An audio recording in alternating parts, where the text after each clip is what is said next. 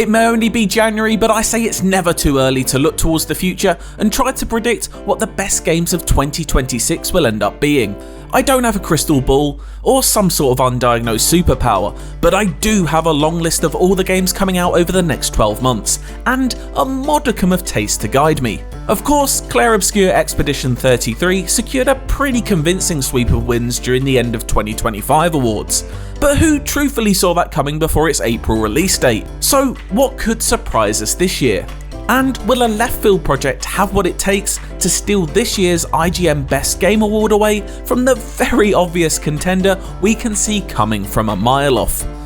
Let's take a look ahead and try to predict what will be the 2026 Game of the Year, fully aware that whatever I say here has a not insignificant chance of being proven completely wrong, and you can all come back here in December and tell me what an idiot I am. Don't worry, I'm used to it.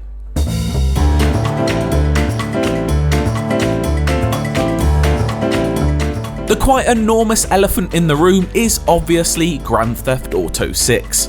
We got this. We got it. But no GTA game, or for that matter no Rockstar game, has ever won IGN's overall Game of the Year prize. I bet you didn't know that.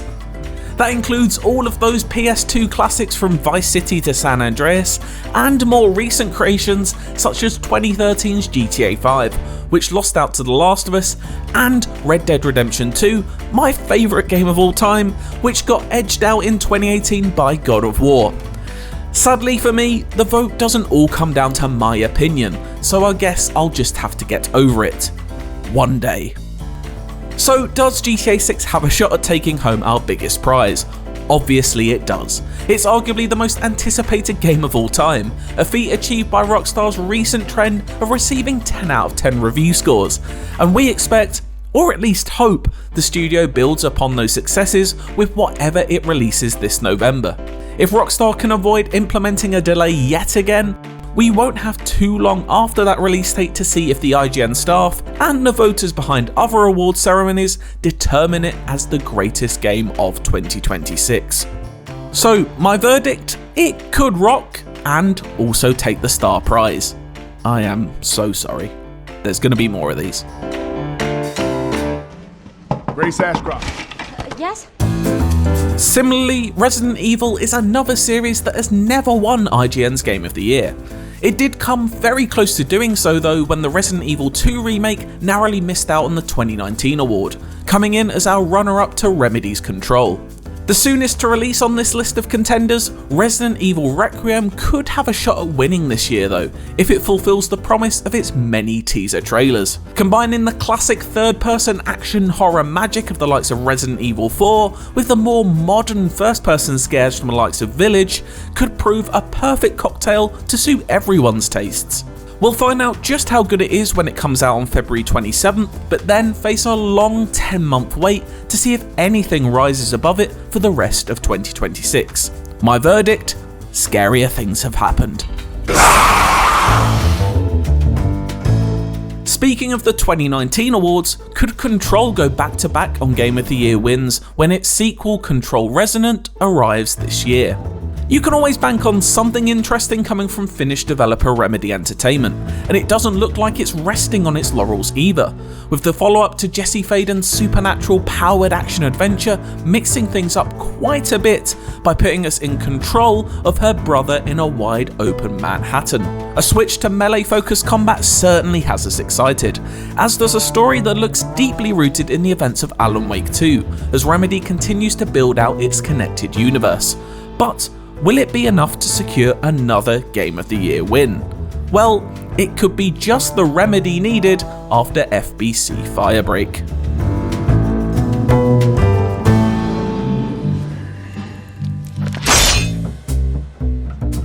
Insomniac has delivered consistently amazing games, but the studio has never quite secured one of our overall Game of the Year awards.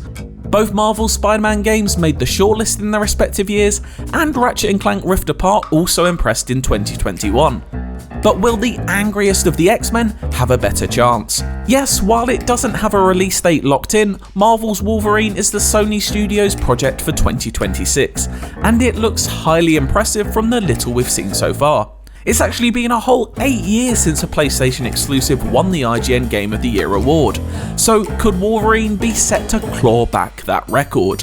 My verdict on this one: we wouldn't lose sleep if Insomniac came out on top. I did warn you about these puns, and I am so sorry. I'm Wolverine.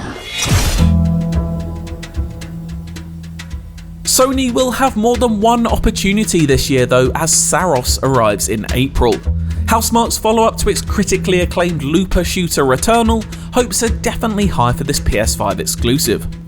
Returnal made our shortlist back in 2021, but ultimately lost out to Xbox exclusive, at the time anyway, Forza Horizon 5. If Saros displays the exquisite shooter design skills that Housemarque has honed throughout Super Stardust, Resogun, and many more over the years, as well as a thrilling story and engaging world, then it may well have the juice to claim the #1 spot in 2026. Do I think it will? Well, the Housemarque always wins, but will it here? Look, some of these puns are gonna be a stretch, but I'm carrying on, okay? Okay. Let's do it. It may have won our award back in 2021, but Playground Games certainly won't be getting complacent when it comes to Fable, a reboot of the long-dormant RPG series originally developed by Lionhead Studios. The Forza Horizon developer will be taking on an entirely different type of open world in this fairy tale-infused universe. Could it be the best game of 2026 though? Well, fantasy RPGs have traditionally done very well when it comes to Game of the Year.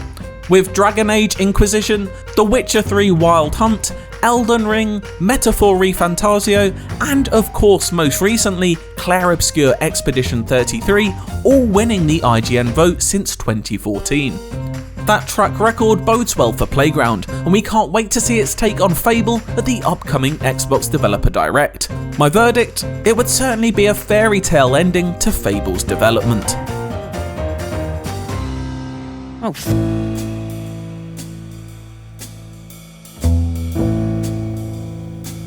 There's no doubt that IO Interactive knows how to make a fantastic assassin game.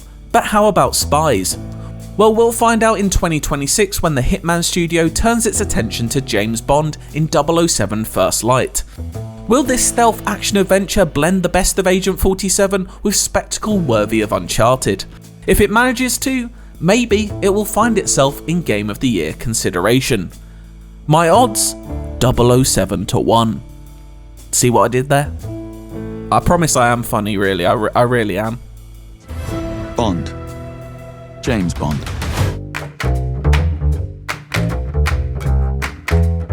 A big question mark for 2026 is what games Nintendo has cooking as it approaches the Switch 2's second year in the wild.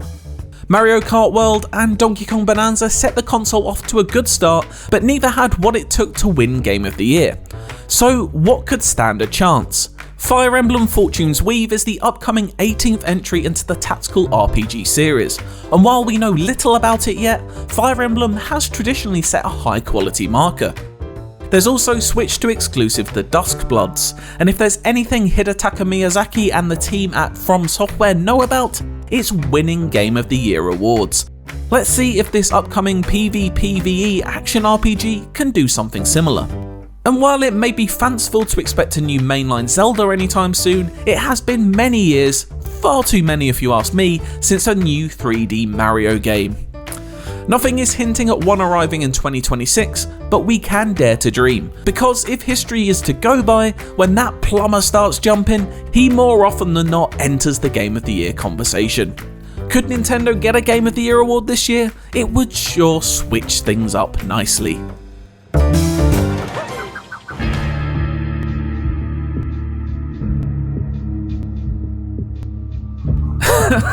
It could happen, couldn't it? Not that the rumours have ever truly died, but over recent months, whispers have started to get louder and louder about the arrival of a new Half-Life game. A new Steam machine is due out early in 2026, and it would be the perfect launch game after all. We won't seriously consider Half-Life 3 a Game of the Year prospect until we have it in our hands though, and who knows if that will ever happen. If Valve does decide that the time is now, then it's certainly a strong contender, as we gave Portal 2 our biggest award back in 2011, as well as Half-Life 2 back in 2004. My verdict? I might as well just laugh for 10 seconds, but you don't want to hear that.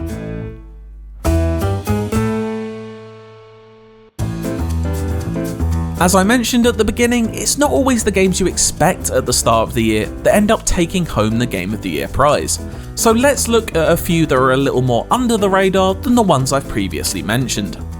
Replaced has received a lot of buzz. Its beautiful pixel art depicting a sci-fi city with a distinctly Blade Runner look could surprise a few that aren't familiar with it when it arrives on March 12th.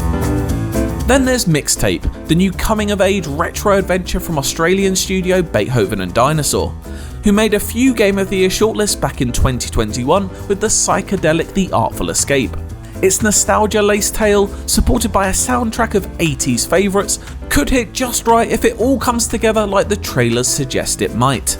And finally, Mugenics is an upcoming roguelike tactical RPG from the creators of Super Meat Boy and The Binding of Isaac that's been in development for many years. The buzz is high for it as it finally looks set for a February 10th release.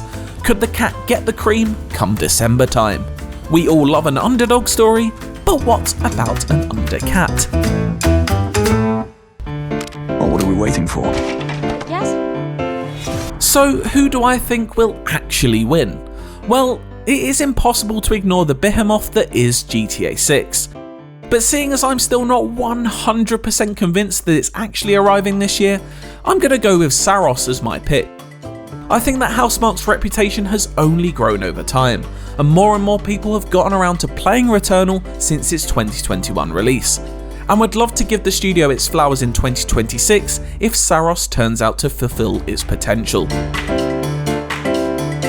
What do you think will win IGN's Game of the Year for 2026? Will it be a game that hasn't even been revealed yet? Let us know in the comments. And for everything else, stick with IGN.